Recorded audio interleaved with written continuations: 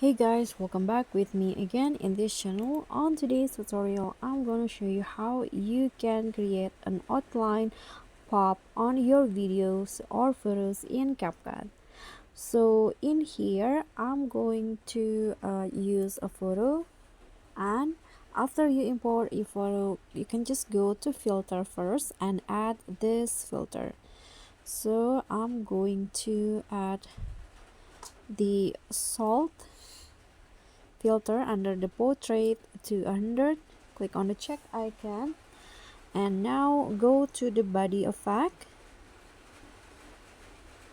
click on stroke and use the electric optical, this one, electro optical scanning.